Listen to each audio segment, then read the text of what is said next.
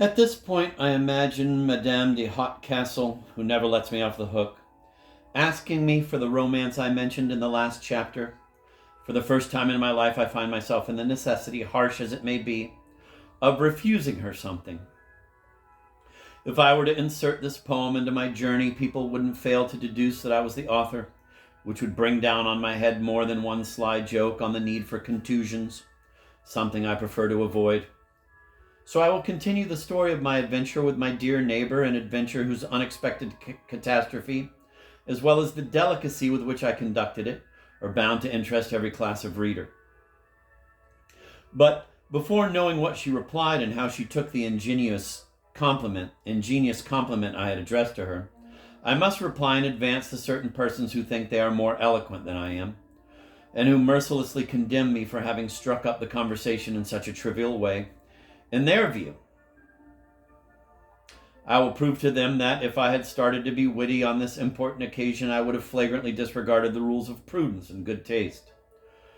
Any man who embarks on a conversation with a beautiful woman by coming out with a witty remark or turning a compliment, however flattering it might be, shows a glimpse of intentions that should not become explicit until they are starting to be justified.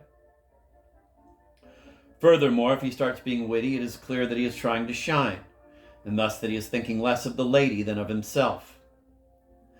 Now, ladies always want you to focus on them, and although they don't always make the same reflections that I've just written down, they possess a natural and exquisite sense that teaches them that a trivial phrase, uttered with the sole intent of striking up conversation and getting close to them, is worth 1,000 times more than a witty sally inspired by vanity, and even more, though this may appear quite surprising, than a dedicatory epistle in verse.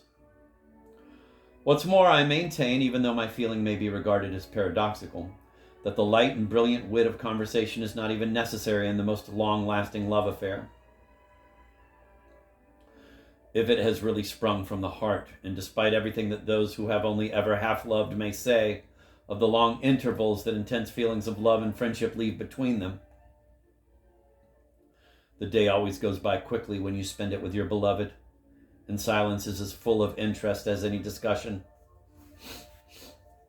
Whatever you think of my little speech, it's a certain fact that I couldn't think of anything better to say on the edge of the roof where I found myself than the words in question. No sooner had I uttered them, my soul betook itself entire to the tympanum of my ears, to grasp the least little nuance of the sounds I hoped to hear. The lovely girl lifted her head to look up at me, her long hair unfolded like a veil and served as a backdrop to her charming face, which reflected the mysterious light of the stars. Already her mouth was half open and her sweet words were on the tip of her tongue, but heavens above, what was my surprise and my terror? A sinister noise made itself heard. "Madam, what are you doing out there? At this time of the night, come back in," said a loud masculine voice from within the apartment. I was petrified.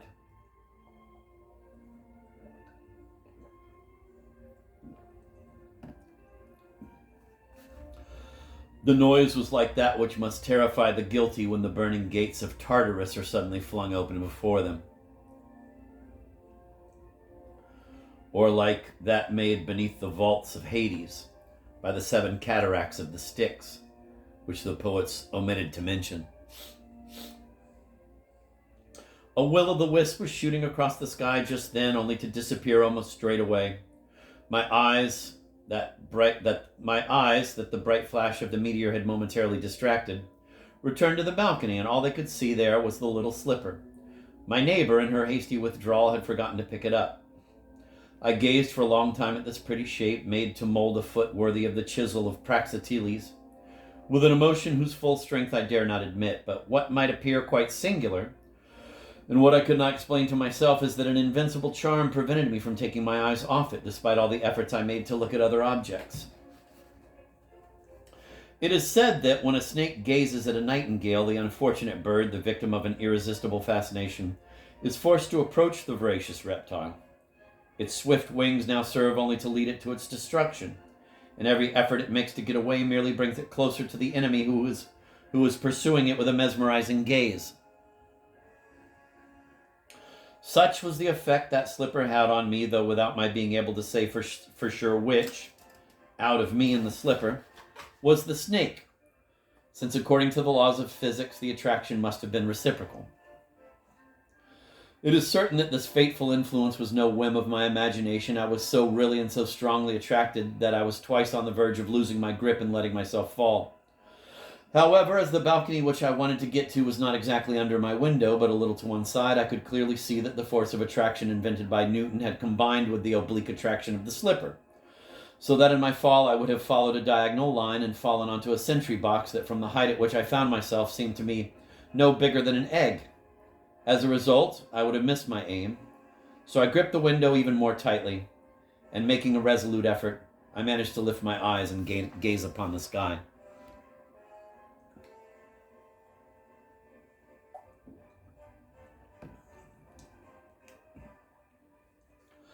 I would find it difficult to explain and define exactly the kind of pleasure that I experienced at this juncture. All that I can say is that it had nothing in common with the pleasure that the sight of the Milky Way in the starry sky had given me a few moments earlier. However, since in the most perplexing situations of my life I have always liked to be able to explain to myself what is transpiring in my soul, on this occasion I wanted to form a clear and distinct idea of the pleasure that can be felt by a decent chap when he is gazing at a lady's slipper compared with the pleasure afforded him by the contemplation of the stars. To this end, I chose the constellation in the sky that was most clearly visible. It was, if I'm not mistaken, Cassiopeia's chair above my head. And I looked in turn at the constellation and the slipper and the constellation. I then saw that these two sensations were quite different in nature, the one in my head, while the other seemed to me to have its seat in the region of the heart. But what I cannot admit without a certain shame is that the allure attracting me towards the enchanted slipper absorbed all my faculties.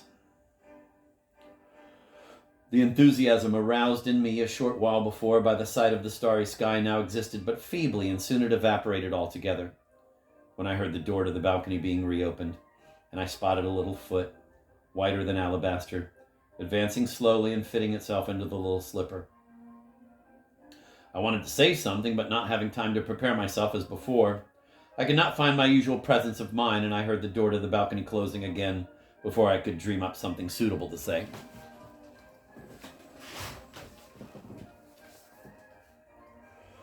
The previous chapters will be enough, I hope, to constitute a victorious rebuttal of any incriminations made by Madame de Hotcastle, who did not refrain from denigrating my first journey on the pretext that it afforded no opportunity for love-making. She couldn't make the same criticism of this new journey, and although my adventure with my dear neighbor didn't get to be taken any further, I can assure her that I derived more satisfaction from it than in more than one other situation in which I had imagined I was bringing things to a happy conclusion, for lack of anything to compare it with.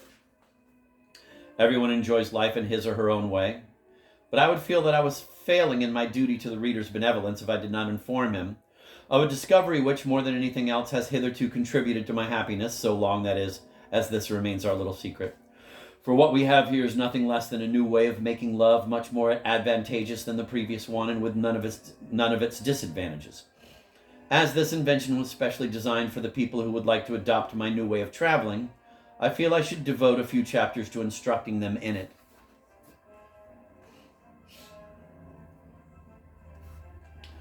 I had observed during the course of my life that when I was in love in the usual way, my sensations never lived up to my hopes, and my imagination was thwarted in all its plans. Reflecting attentively on this, I thought that if it were possible for me to take the feeling that impels me to love one individual and extend it to the entire sex which comprises the object of that emotion, I would procure new and intense pleasures for myself without in any way compromising myself. What reproach indeed could be addressed to a man who found himself equipped with a heart vigorous enough to love all the lovable women in the world?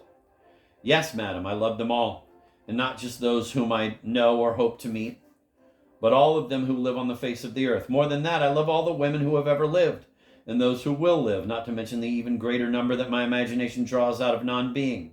All possible women, in short, are included within the vast circle of my affections.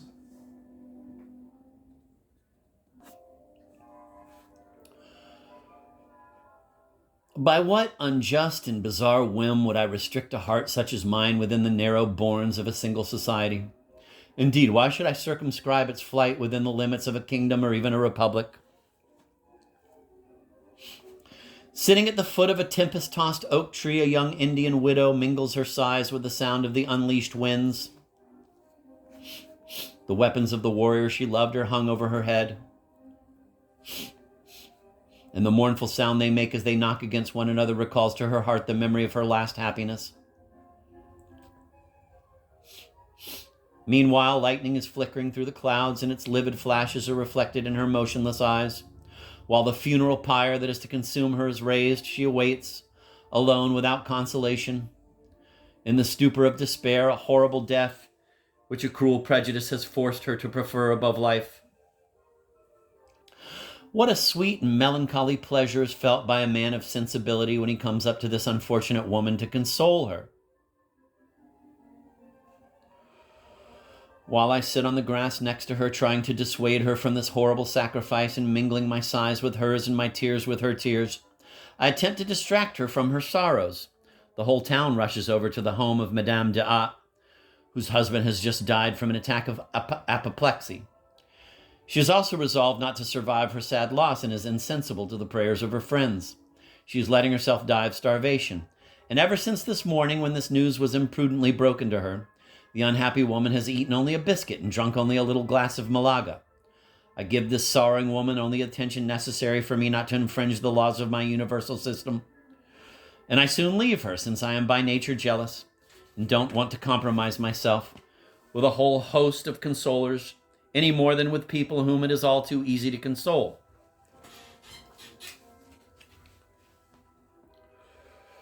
Women who are beautiful but unhappy have particular rights over my heart, and the tribute of sensibility that I owe them does not weaken the interest I take in those who are happy. This disposition endows my pleasures with an infinite variety and allows me to pass in turn from melancholy to gaiety, and from a sentimental state of repose to exultation. Often, too, I devise love stories based on ancient history, and I erase entire lines from the old registers of destiny. How often have I stopped the homicidal hand of Virginius and saved the life of his unfortunate daughter, the victim of both an excessive crime and an excessive virtue. This incident fills me with terror every time it springs to my mind. I am not in the least surprised that it triggered a revolution. I hope that sensible people, as well as compassionate souls, will be grateful that I sorted out this business amicably, and every man with some experience of the world will judge with me that if the decemvir had been allowed to proceed, that passionate man would not have failed to do justice to Virginia's virtue. The parents would have become involved, Father Virginius would eventually have been appeased, and marriage would have ensued in accordance with all due legal form.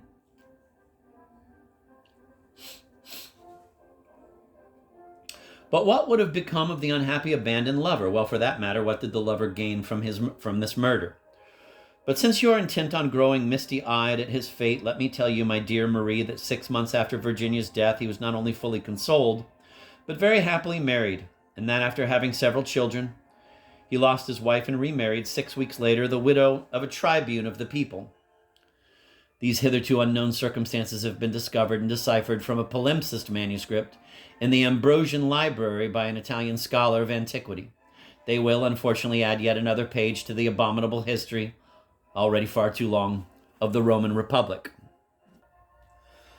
Having saved the alluring Virginia, I modestly fend off her gratitude, and still desirous of rendering a service to beautiful women, I take advantage of a rainy night to slip over and furtively open up the tomb of a young Vestal, whom the Roman Senate has barbarically buried alive because she allowed the sacred fire of Vesta to go out, or perhaps because she got slightly burnt on its flames. I walk in silence through the unfrequented streets of Rome, filled with the mellow inner charm that precedes good deeds, especially when they are not without danger. I take care to avoid the Capitol for fear of waking the geese, and slipping past the guards at the Porta Coyina, I manage to reach the tomb in safety without being spotted. At the noise I make on lifting up the stone that covers it, the unfortunate woman lifts her disheveled head from the damp ground of the vault. I see her by the gleam of the sepulchral lamp, casting her wild eyes all around her. In her delirium, the wretched victim thinks she is already on the banks of the Cocytus. "Oh, Minos!" she exclaims. O inexorable judge! It is true, on earth I loved in contravention of Vesta's strict laws. If the gods are as barbaric as men, open up before me the abyss of Tartarus. I loved and I still love. No, no, you are not yet in the realm of the dead. Come, you poor woman, come back up to earth. Be born again to light and love. Saying this, I seize her hand, already icy from the chill of the tomb. I lift her into my arms, I clasp her to my heart, and I finally drag her out of that dreadful place, while she shudders with alarm and gratitude. Do not so much as imagine, madam, that any self-interest lay behind this good deed. The hope of arousing the lovely ex-Vestal to take an interest in me played no part in what I had just done for her. Had it done so, I would merely have relapsed into the old method. I can assure you, traveler's honor, that throughout our route, from the Porticoina to the place where the tomb of the Scipios is now situated, in spite of the deep darkness, and even at the times when her weakness obliged me to hold her up in my arms, I never ceased to treat her with the regard and the respect due to her misfortunes, and I scrupulously restored her to her lover, who was awaiting her on the road.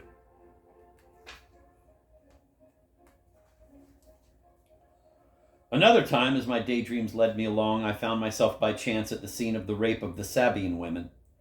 I was most surprised to see that the Sabine men were reacting in quite a different way from that recounted in history. Understanding nothing of this brawl, I offered my protection to a fleeing woman, and I couldn't refrain from laughing when I heard a furious Sabine warrior crying out in despair, "Immortal gods, why didn't I bring my wife to the party?"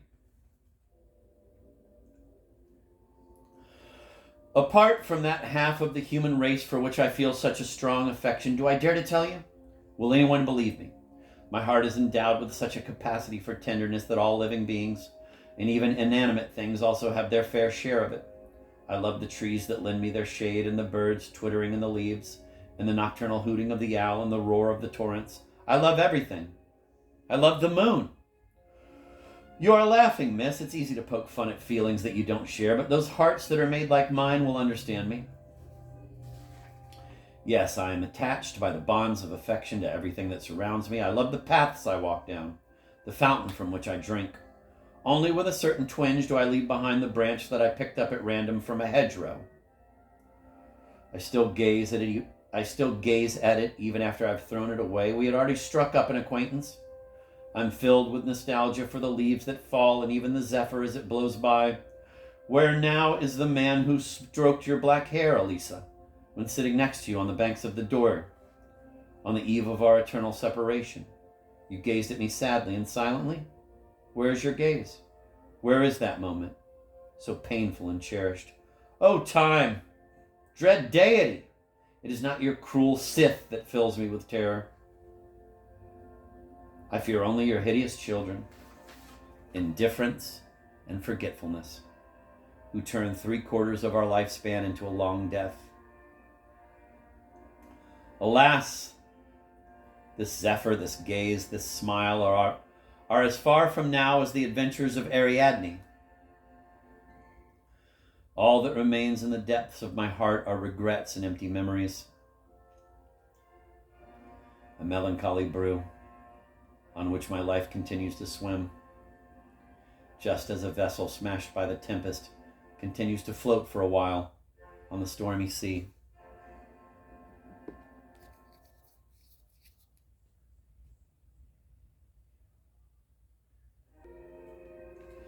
Until, as the water slowly seeps in through the broken planks, the unhappy vessel disappears. Swallowed up by the abyss, the waves sweep over it, the tempest calms down, and the sea swallow skims over the solitary and tranquil plain of the ocean. I find myself forced at this point to bring to an end my explanation of my new way of making love, since I can see that it is falling on deaf ears.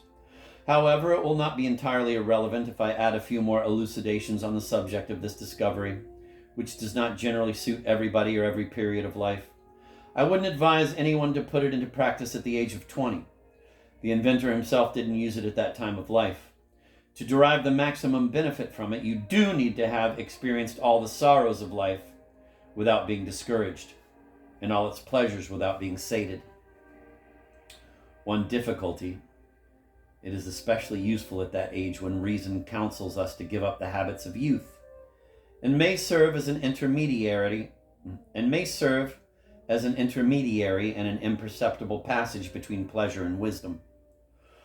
This passage, as all the moralists have observed, is extremely difficult. Few men have the noble courage to get through it with their heads held high, and often, having taken this step, they get bored on the other side and step back over the ditch with gray hair and overcome with shame.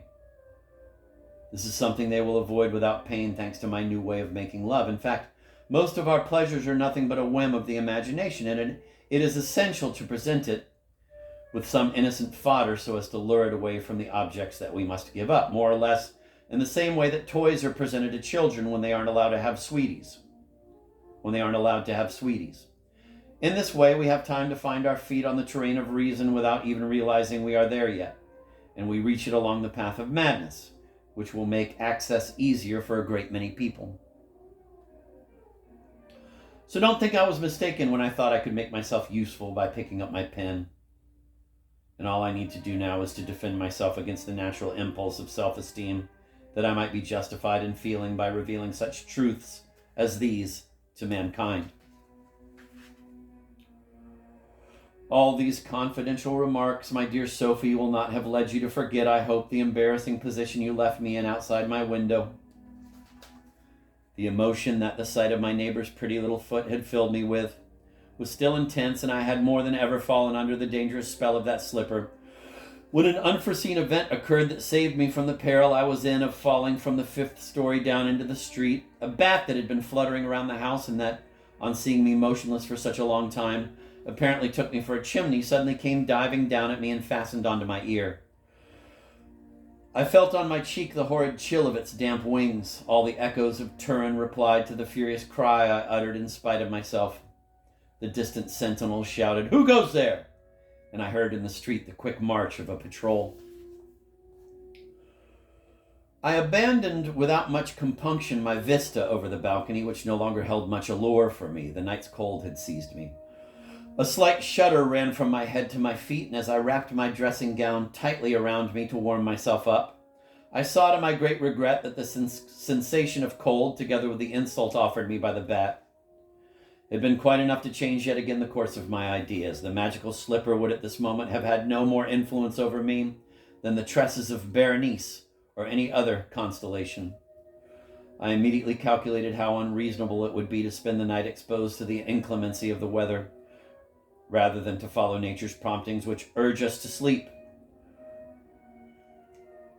My reason, which at this moment was acting alone within me, led me to see this as proven, as rigorously as a proposition in Euclid. Finally, I was all at once deprived of imagination and enthusiasm and delivered over to melancholy reality, without any right of appeal. Lamentable existence! One might as well be a dry tree in a forest, or an obelisk in the middle of a city square. What two strange machines they are, I then exclaimed, the head and the heart of man. Swept away successively by these two forces that drive his actions, the last one he follows always seems to him to be the best. Oh, madness of enthusiasm and feeling, says frigid reason. Oh, weakness and uncertainty of reason, says feeling. Who will ever be able or bold enough to decide between them?